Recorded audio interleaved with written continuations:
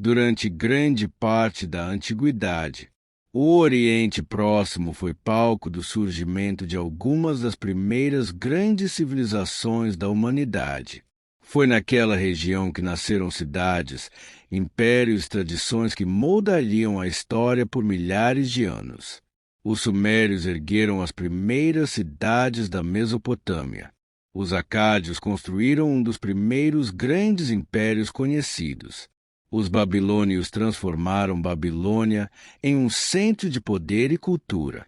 E os assírios ficaram conhecidos por seu exército disciplinado e por suas conquistas militares.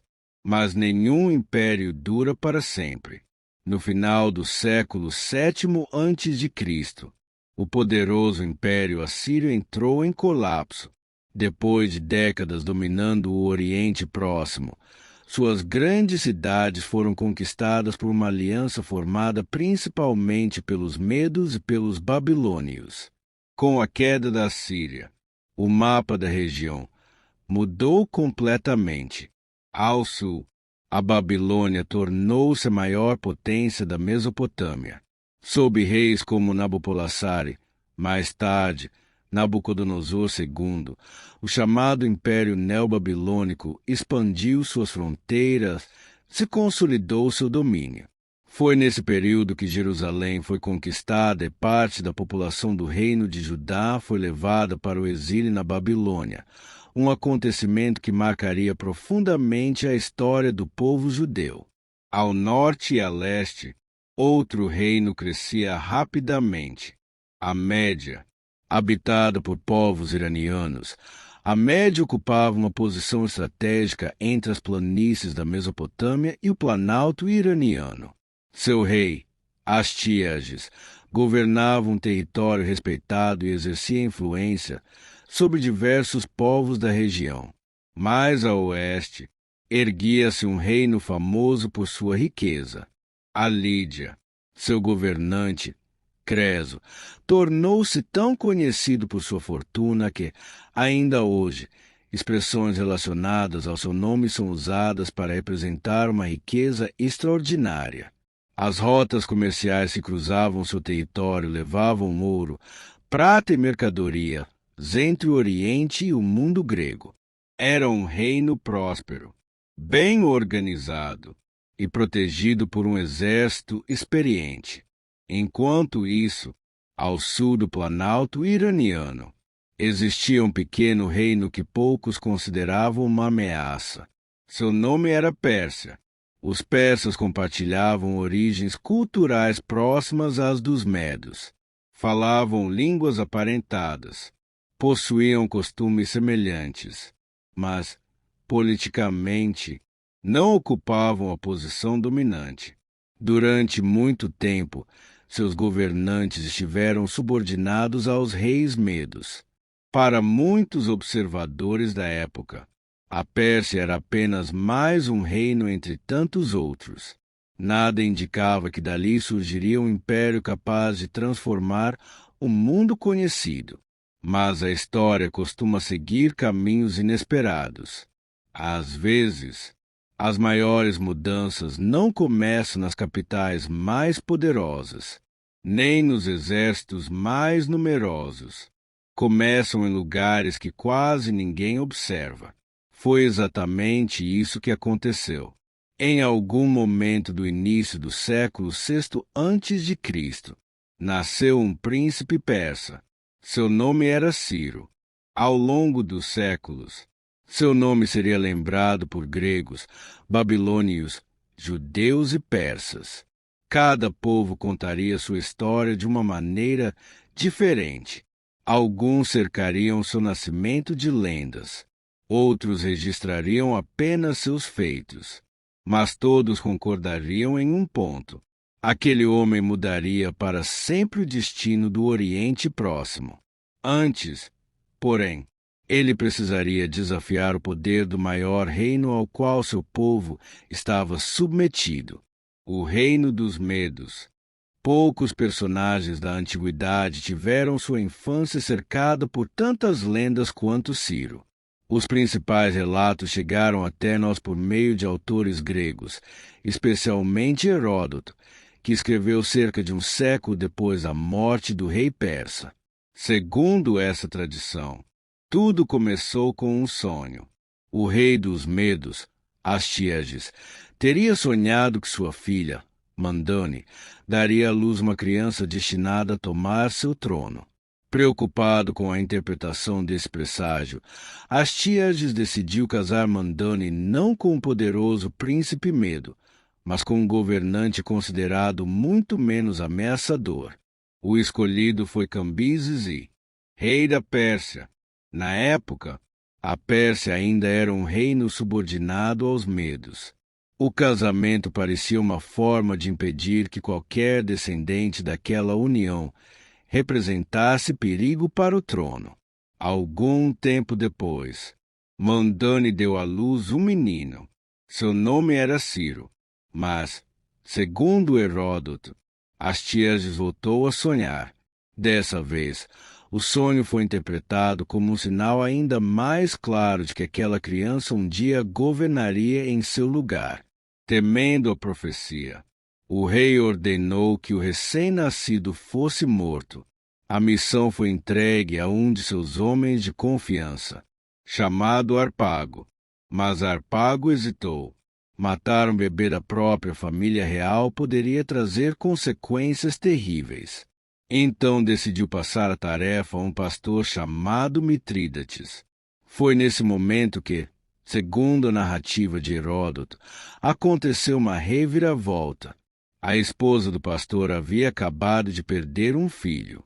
Os dois decidiram criar o pequeno Ciro como se fosse deles. Enquanto isso, o bebê morto do casal foi apresentado como se fosse o príncipe persa. Durante anos, Astíages acreditou que a ordem havia sido cumprida. Ciro cresceu entre pastores, sem saber sua verdadeira origem. Heródoto conta que, ainda criança, Ciro já demonstrava uma personalidade incomum. Em certa ocasião, enquanto brincava com outras crianças, organizou uma espécie de reino e foi escolhido como rei da brincadeira. Passou a distribuir funções, dar ordens e até aplicar punições àqueles que desobedeciam. Quando um dos meninos reclamou ao pai, a situação chegou aos ouvidos de Astíages. O rei decidiu conhecer aquela criança. Ao observá-la, começou a desconfiar de algo. Segundo Heródoto, a aparência, o comportamento e até a idade do garoto levantaram suspeitas. Depois de investigar o caso, descobriu que Ciro estava vivo. A profecia que tentará impedir continuava de pé. Astíages puniu duramente Harpago por tê-lo enganado. O relato afirma que o rei organizou um banquete. Sem que Harpago soubesse, serviu-lhe a carne do próprio filho. É uma das passagens mais chocantes de toda a obra de Heródoto. Se aconteceu exatamente dessa maneira, não sabemos. Muitos historiadores acreditam que esse episódio faz parte da construção literária da narrativa grega, destinada a retratar Astíages como um governante cruel e a explicar por que Harpago mais tarde ajudaria Ciro. O que parece mais provável é que exista um núcleo histórico por trás dessas tradições. Sabemos, por diferentes fontes, que Ciro realmente era filho de Cambises e de Mandane. Também sabemos que existia uma relação política importante entre persas e medos. Mas os detalhes sobre sua infância permanecem envoltos em incertezas. Ao contrário de outros reis da antiguidade, os próprios registros persas dizem muito pouco sobre os primeiros anos de vida de Ciro. Por isso, grande parte do que conhecemos vem de autores que escreveram décadas depois dos acontecimentos. Mesmo assim, há algo em que praticamente todas as tradições concordam. Desde muito jovem, Ciro demonstrava qualidades de liderança. Era respeitado, sabia conquistar aliados e parecia possuir uma habilidade rara para unir pessoas em torno de um objetivo comum. Nos anos seguintes, essas características começariam a aparecer de forma cada vez mais evidente. Enquanto isso, o rei Astíages envelhecia. Seu governo enfrentava dificuldades e, sem perceber, um antigo ressentimento crescia dentro do próprio reino. O homem que um dia receberá a ordem de matar Ciro ainda esperava a oportunidade de se vingar. Seu nome era Harpago, e ele mudaria o rumo da história. Por volta da metade do século VI a.C., o reino da Média era a maior potência planalto iraniano. Durante décadas, os reis medos haviam expandido seu domínio sobre diversos povos da região, entre eles, os próprios persas. Embora possuíssem seus próprios governantes, os reis da Pérsia estavam subordinados ao poder de Astíages. Mas esse equilíbrio começava a se desfazer. As fontes antigas apresentam versões diferentes sobre o que levou à revolta. Heródoto afirma que Harpago, o mesmo homem que anos antes receberá a ordem de matar o pequeno Ciro, jamais esqueceu a crueldade de Astíages. Segundo ele, Harpago passou anos conquistando aliados entre a nobreza Medo. Em segredo, preparava uma rebelião. Quando julgou que o momento era favorável, entrou em contato com Ciro. A proposta era ousada. Os persas deveriam se levantar contra seus antigos senhores, e Harpago garantiria que parte da elite Medo mudasse de lado no momento decisivo. Não sabemos exatamente quanto desse relato corresponde aos acontecimentos reais, mas diferentes fontes concordam em um ponto. Por volta de 550 a.C., Ciro iniciou uma rebelião contra o domínio Medo. Astíages respondeu rapidamente, reuniu seu exército e marchou para enfrentar os persas. Durante muitos anos, os medos haviam sido considerados superiores, possuíam mais recursos, mais experiência e controlavam um reino muito maior. À primeira vista, a vitória parecia estar ao lado de Astíages, mas nem sempre um exército maior garante vitória. Segundo Heródoto, quando os dois lados finalmente se encontraram, parte das tropas medas abandonou Astíages, se passou para o lado de Ciro. Entre aqueles que mudaram de posição, estava justamente Harpago. Se isso ocorreu exatamente dessa forma, é impossível afirmar, mas sabemos que o resultado foi decisivo. O exército Medo foi derrotado, Astíages foi capturado, e um reino que durante décadas dominara a região chegava ao fim, ao contrário do que muitos conquistadores fariam. Ciro não destruiu completamente a estrutura do reino vencido. As evidências indicam que ele incorporou boa parte da administração Medo ao novo império. Muitos oficiais permaneceram em seus cargos, costumes foram preservados, e diversas famílias da elite continuaram exercendo influência. Essa postura se tornaria uma das marcas do governo de Ciro. Em vez de governar apenas pela força, ele frequentemente procurava integrar os povos conquistados. Essa estratégia reduzia a resistência e facilitava a administração de territórios cada vez maiores. A vitória sobre Astíages teve um impacto enorme. Pela primeira vez, persas e medos estavam unidos sob um único governante. Mas agora, um novo desafio surgia diante de Ciro. Sua vitória preocupou os reinos vizinhos, especialmente um homem, conhecido em todo o mundo antigo por sua riqueza. Seu nome era Creso, rei da Lídia. Segundo autores antigos, Creso observava com atenção o crescimento do novo poder persa. Se esperasse demais, talvez enfrentasse um inimigo ainda mais forte. Por isso, decidiu agir primeiro. A guerra estava prestes a começar, e nela, Ciro mostraria que sua vitória sobre os medos não havia sido um acaso. A notícia da queda da Média espalhou-se rapidamente pelo Oriente Próximo. Pela primeira vez em muitas décadas, um novo poder surgia no horizonte: os persas. Enquanto alguns governantes observavam em silêncio, outros começaram a enxergar Ciro como uma ameaça. Entre eles estava um homem cuja fama havia ultrapassado as fronteiras de seu reino. Seu nome era Creso, rei da Lídia. Localizada no oeste da Anatólia, a Lídia controlava importantes rotas comerciais. Se possuía algumas das maiores reservas de ouro conhecidas na época. Sua capital, Sardes, era uma cidade rica e fortificada. A prosperidade do reino era tão grande que, ainda hoje, o nome de Creso continua associado à ideia de imensa riqueza. Mas riqueza não era sua única vantagem.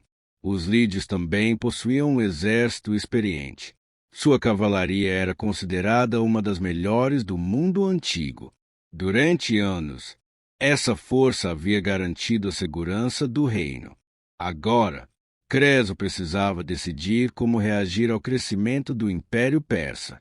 Segundo Heródoto, antes de iniciar a guerra, o rei consultou o famoso oráculo de Delfos. A resposta recebida ficou conhecida na história. Se atravessasse o rio Alis para enfrentar os persas, um grande império seria destruído.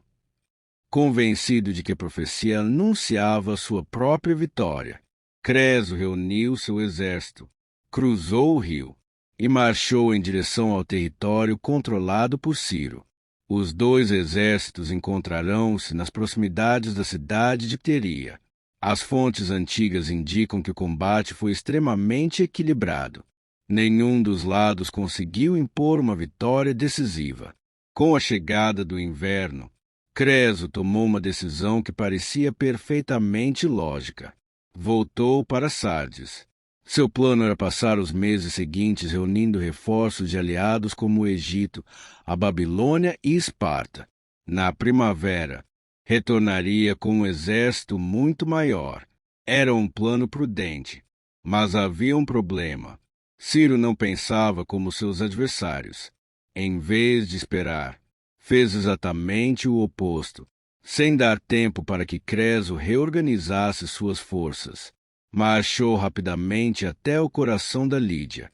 Quando o rei Lídio percebeu, os persas já estavam diante de Sardes. Creso foi obrigado a reunir às pressas o exército que tinha disponível. A batalha decisiva estava prestes a acontecer, e foi nesse momento que Ciro demonstrou uma característica que marcaria toda a sua carreira militar: a capacidade de adaptar sua estratégia ao inimigo. Segundo Heródoto, Ciro sabia que enfrentar diretamente a cavalaria lídia seria extremamente perigoso. Os cavaleiros de Creso eram superiores em número e possuíam grande experiência. Então, tomou uma decisão inesperada. Ordenou que os camelôs usados para transportar suprimentos fossem colocados na linha de frente do exército. Pode parecer estranho, mas havia uma lógica por trás dessa escolha. Os cavalos não estavam acostumados ao cheiro nem à aparência dos camelôs. Segundo a tradição preservada por Heródoto, quando a batalha começou, muitos cavalos lídios se assustaram. A formação da cavalaria perdeu sua eficiência. Se essa descrição corresponde exatamente ao que aconteceu, é impossível saber. Alguns historiadores acreditam que o episódio pode ter sido exagerado ao longo do tempo. Outros consideram perfeitamente plausível que Ciro tenha utilizado os animais para reduzir a vantagem da cavalaria inimiga. Independentemente dos detalhes, o resultado da batalha é conhecido. Os persas venceram. Sem sua principal vantagem militar, os lídios recuaram para dentro das muralhas de Sardes. Creso acreditava que a cidade resistiria por muito tempo. Suas fortificações eram consideradas praticamente inexpugnáveis. Mas, apenas algumas semanas depois, os persas encontraram uma passagem por um trecho da muralha considerado tão íngreme que quase não era vigiado. Segundo a tradição, Um soldado persa observou um defensor lídio descer por aquele caminho para recuperar um capacete que havia caído. Na noite seguinte, os persas utilizaram a mesma rota. Escalaram a encosta, abriram caminho para o restante do exército, e Sardes caiu. Com a captura da capital, o reino da Lídia deixou de existir como potência independente. Quanto ao destino de Creso, as fontes apresentam versões diferentes.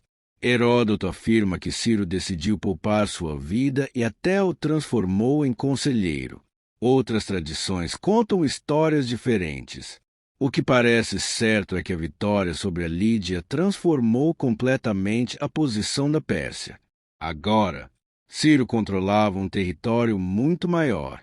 As riquezas da Lídia, suas cidades, suas rotas comerciais e grande parte da costa da Ásia Menor. Pela primeira vez, os gregos das cidades da região passaram a conviver diretamente com o poder persa. Era o início de uma relação que, décadas depois, daria origem às famosas guerras médicas. Mas antes disso, Ciro ainda tinha outro objetivo, muito mais ambicioso.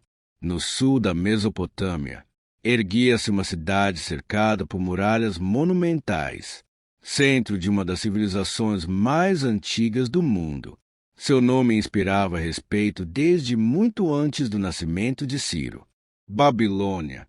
Depois da conquista da Lídia, o poder de Ciro já não podia mais ser ignorado. O pequeno reino persa havia se transformado em um império que se estendia por milhares de quilômetros. Mas, para se tornar o senhor absoluto do Oriente Próximo, ainda existia um último grande obstáculo: a Babilônia. Naquela época, poucas cidades inspiravam tanto respeito. Suas muralhas eram consideradas entre as maiores do mundo antigo. Seus templos impressionavam viajantes de diferentes povos. E seus jardins, que mais tarde dariam origem à tradição dos jardins suspensos, ajudaram a transformar Babilônia em uma cidade lendária. Durante gerações, ela havia sido o centro político, econômico e religioso da Mesopotâmia.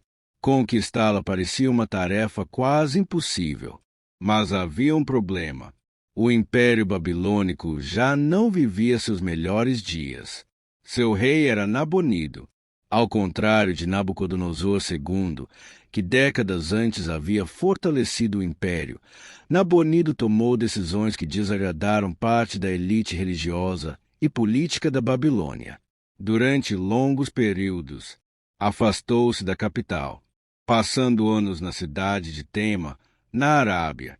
Enquanto isso, seu filho, Belsazar, administrava o reino em seu lugar. Essa situação provocou tensões internas, especialmente entre os sacerdotes ligados ao deus Marduk, a principal divindade da cidade. Essas divisões seriam importantes, porque Ciro compreendia algo que poucos comandantes percebiam. Às vezes, um império começa a cair muito antes da primeira batalha. Enquanto Babilônia enfrentava problemas internos, os persas avançavam. Em 539 a.C., iniciou-se a campanha que decidiria o futuro da Mesopotâmia. Segundo as crônicas babilônicas, uma das fontes mais importantes sobre esse período, o primeiro grande confronto ocorreu nas proximidades da cidade de Opis, às margens do rio Tigre. Ali, o exército babilônico tentou impedir o avanço persa. As fontes não descrevem detalhadamente a batalha, mas o resultado é claro. Os persas venceram. A derrota abriu caminho para o restante da campanha. Pouco tempo depois, outra cidade importante, Sipar, rendeu-se praticamente sem resistência. Agora, restava apenas a capital, Babilônia. Mas como conquistar uma cidade protegida por muralhas gigantescas? É justamente aqui que começam as divergências entre as fontes antigas. Heródoto afirma que Ciro desviou parte das águas do rio Eufrates. Com o nível da água mais baixo, Soldados persas teriam entrado na cidade caminhando pelo leito do rio durante a noite. Xenofonte apresenta uma narrativa semelhante, acrescentando outros detalhes. Já as crônicas babilônicas, escritas muito próximas aos acontecimentos, fazem um relato bem mais curto. Segundo elas, as tropas de Ciro entraram na cidade praticamente sem enfrentar resistência significativa. Os historiadores ainda discutem exatamente como isso aconteceu. Talvez tenha existido alguma operação ligada ao rio. Talvez parte da população ou das autoridades locais tenha facilitado a entrada dos persas. Ou talvez diferentes acontecimentos tenham sido reunidos pelas tradições posteriores. O que parece mais provável é que a conquista da Babilônia envolveu uma combinação de estratégia militar, desgaste político interno e negociações.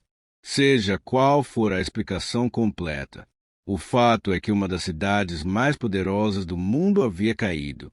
E, surpreendentemente, ela não foi destruída. Ciro entrou em Babilônia não como um conquistador disposto a arrasar a cidade, mas como um novo rei. Essa diferença seria fundamental para seu legado. Pouco tempo depois, foi produzido um documento que atravessaria mais de 2 milênios.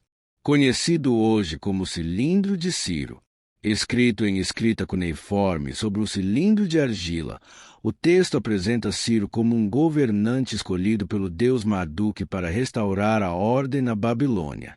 Nele, o rei afirma ter respeitado os templos, devolvido imagens de divindades à sua cidade de origem e permitido que diversos povos retomassem suas tradições religiosas. Durante muito tempo, esse documento ficou conhecido como a primeira declaração de direitos humanos da história. Hoje, muitos historiadores consideram essa interpretação exagerada. O cilindro de Ciro segue uma tradição comum dos reis mesopotâmicos, que frequentemente apresentavam suas conquistas como uma missão concedida pelos deuses.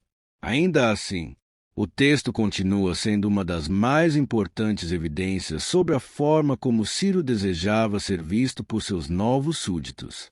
Em vez de governar pelo medo, preferia apresentar-se como restaurador da ordem. Essa política também aparece na tradição bíblica. Segundo o livro de Esdras, foi Ciro quem autorizou o retorno dos judeus exilados na Babilônia e permitiu a reconstrução do Templo de Jerusalém. Mas essa é uma história que merece ser contada com calma, porque mudaria para sempre o destino do povo de Israel. Gancho para o capítulo 6. Para os babilônios, Ciro era o novo rei. Para muitos povos conquistados, era um libertador. E, para os judeus exilados, seu nome passaria a ocupar um lugar único na própria Bíblia. Quando Ciro entrou em Babilônia, não conquistou apenas uma cidade, passou a governar um império formado por dezenas de povos diferentes. Cada um possuía sua própria língua, sua religião, suas tradições e seus costumes. Governar um território tão diverso apenas pela força seria praticamente impossível. Ciro parecia compreender isso. Ao contrário de muitos governantes da antiguidade, sua política costumava respeitar as tradições locais, em vez de impor uma única religião ou destruir os costumes dos povos conquistados. Frequentemente permitia que eles mantivessem suas crenças e restaurassem seus templos. Essa postura aparece tanto no Cilindro de Ciro quanto em outras fontes da época. Mas foi entre os judeus exilados na Babilônia que essa política teve um impacto extraordinário. Décadas antes, em 586 a.C., Jerusalém havia sido conquistada por Nabucodonosor II. O primeiro templo fora destruído. Grande parte da elite do reino de Judá foi levada para o exílio na Babilônia. Para aquele povo, parecia o fim de uma era. Longe de sua terra, sem seu templo, sem seu rei, a esperança parecia cada vez mais distante. Então, pouco tempo depois da conquista da Babilônia, segundo o livro de Esdras, Ciro publicou um decreto. Nele, autorizava os judeus que desejassem retornar à sua terra. Também permitia a reconstrução do templo em Jerusalém. Além disso, objetos sagrados que haviam sido levados pelos babilônios seriam devolvidos. Essa decisão marcou profundamente a história judaica. Sob liderança de homens como Zorobabel, grupos de exilados iniciaram a longa viagem de volta para Judá. O retorno não aconteceu de uma só vez. Nem todos decidiram partir. Muitos já haviam construído uma nova vida na Babilônia. Mas, para aqueles que voltaram, começava um novo capítulo da história de Israel. Anos depois, o segundo templo seria finalmente concluído. Na tradição bíblica, poucos reis estrangeiros receberam uma imagem tão positiva quanto Ciro. No livro Profeta Isaías, escrito em partes diferentes ao longo do tempo e preservado na Bíblia hebraica, Ciro chega a ser chamado de ungido do Senhor. É um título extraordinário. Em hebraico, a palavra utilizada é Messias, que significa literalmente ungido. Isso não faz de Ciro o Messias esperado pelas tradições judaicas e cristãs, mas demonstra a importância atribuída ao papel que desempenhou ao permitir o retorno dos exilados. É um caso praticamente único. Um rei persa sendo apresentado como instrumento dos planos de Deus na narrativa bíblica. Do ponto de vista histórico, os estudiosos debatem se existiu um único decreto formal ou se o processo ocorreu por meio de diferentes decisões administrativas ao longo do tempo. Também discutem detalhes sobre o retorno dos exilados e a reconstrução de Jerusalém. Mas existe amplo consenso de que a política adotada por Ciro foi muito diferente daquela praticada por impérios anteriores, que frequentemente deportavam populações para enfraquecer regiões conquistadas. Sua estratégia era outra: transformar antigos inimigos em súditos leais, respeitar identidades locais e fortalecer a estabilidade do império. Essa política ajudou a explicar por que tantos povos aceitaram o domínio persa com relativamente pouca resistência. Mas governar um império gigantesco exigia muito mais do que boas intenções. Era preciso criar uma administração capaz de manter unidos territórios separados por desertos, montanhas milhares de quilômetros. E essa seria outra das grandes contribuições do reinado de Ciro. Quando Ciro iniciou sua rebelião contra os medos, governava apenas um pequeno reino. Poucos anos depois, seu domínio se estendia desde as fronteiras da Ásia Central até a Anatólia, alcançando também a Mesopotâmia. Era um território imenso, muito maior do que qualquer governante persa havia controlado antes. Mas conquistar o império era apenas metade do desafio. A outra metade era muito mais difícil: mantê-lo unido. Ao longo da história, muitos conquistadores venceram grandes batalhas. Poucos conseguiram transformar essas vitórias em um governo estável. Ciro parece ter compreendido isso desde cedo. Em vez de destruir completamente os reinos conquistados, costumava aproveitar aquilo que eles tinham de melhor. Na média, membros da antiga nobreza continuaram ocupando posições importantes. Na Babilônia, sacerdotes mantiveram seus templos. Na Lídia, grande parte da estrutura administrativa permaneceu funcionando. Essa política tinha uma vantagem evidente: a população local não precisava reconstruir sua vida do zero. Os impostos continuavam sendo recolhidos, as cidades permaneciam organizadas, e a resistência ao novo governo diminuía. Naturalmente, nem todos aceitavam o domínio persa sem questionamentos. Rebeliões aconteceriam nos anos seguintes, especialmente durante os reinados de seus sucessores. Mas a base construída por Ciro mostrou-se sólida. Outro aspecto importante era o respeito às tradições locais. Os reis assírios haviam ficado conhecidos por deportações em massa e pelo uso frequente do terror para intimidar povos conquistados. Os persas seguiram um caminho diferente. Isso não significa que fossem pacíficos. Quando necessário, lutavam, conquistavam e puniam rebeliões. Mas, depois da vitória, o objetivo era integrar os novos territórios ao império. Essa postura também ajudava a fortalecer a imagem de Ciro. Em diferentes regiões, ele procurava apresentar-se como governante legítimo. Na Babilônia, associou sua chegada à vontade do deus Marduk. Entre os judeus, ficou ligado ao retorno do exílio. Na Pérsia, era o fundador de uma nova era. Era uma forma inteligente de governar um império formado por povos tão diferentes.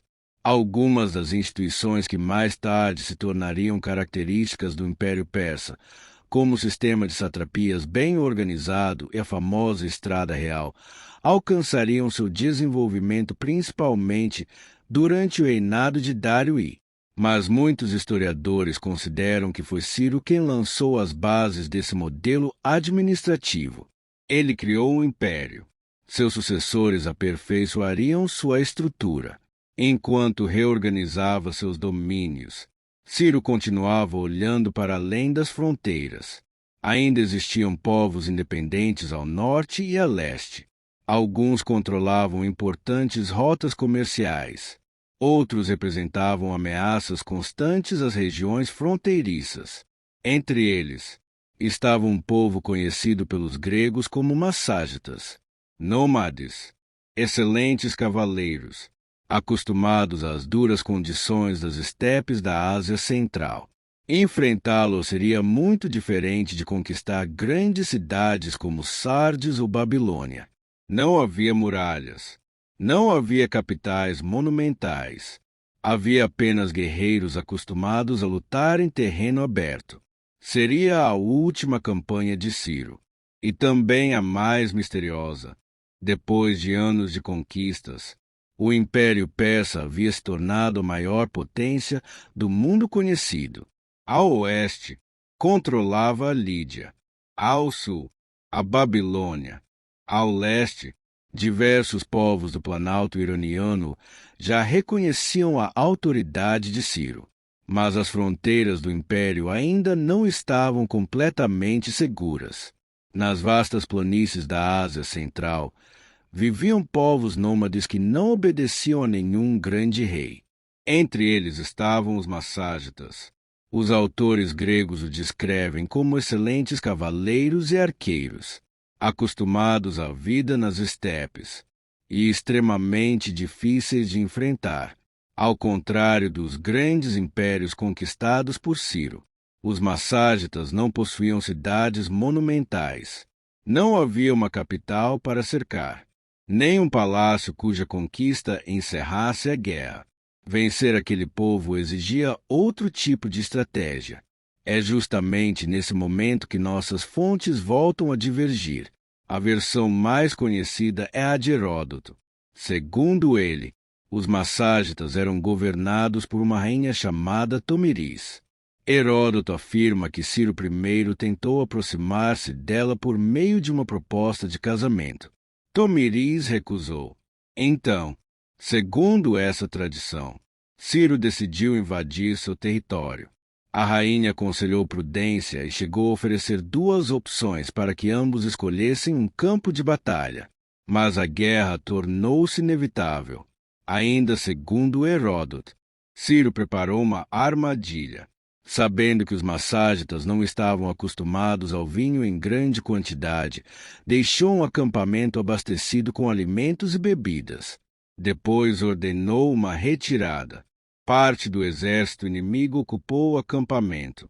Após a celebração, muitos guerreiros perderam a capacidade de reagir. Foi então que os persas atacaram. A armadilha funcionou. Entre os capturados estava Espargapises, filho da rainha Tomiris. Quando recuperou a consciência e percebeu que havia sido feito prisioneiro, pediu para ser libertado das correntes. Segundo Heródoto, assim que foi solto, tirou a própria vida. Ao saber da morte do filho, Tomiris jurou vingança. Reuniu todo o seu exército e marchou contra Ciro.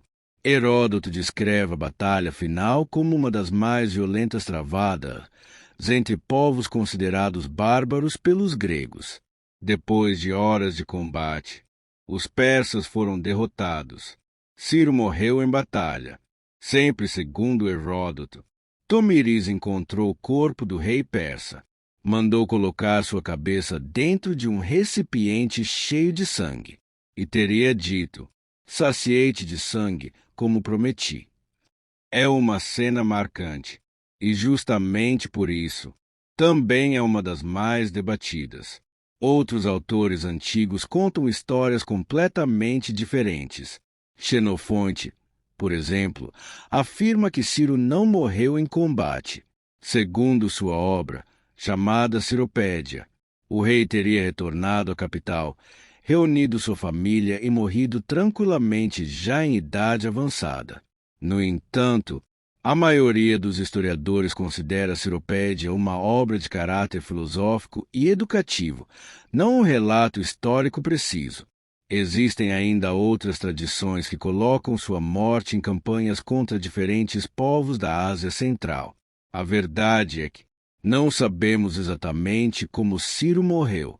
O que sabemos é que sua morte ocorreu por volta de 530 a.C., após um reinado que transformou completamente o equilíbrio de poder no Oriente Próximo.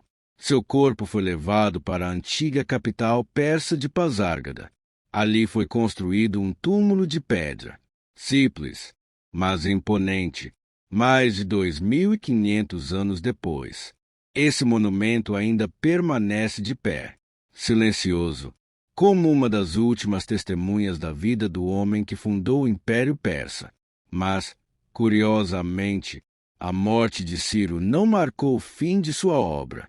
Na verdade, era apenas o começo. Gancho para o capítulo 9.